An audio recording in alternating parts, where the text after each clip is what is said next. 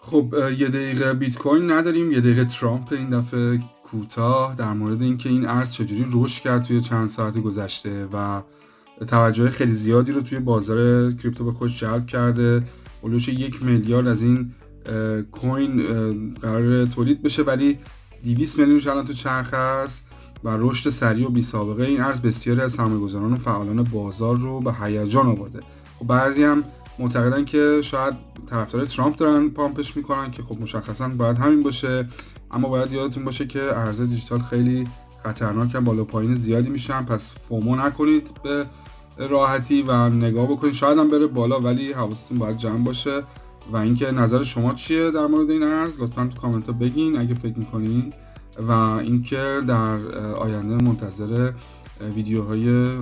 مشخص در مورد AI و کریپتو باشین که سعی میکنم هر روز در خدمتتون باشم.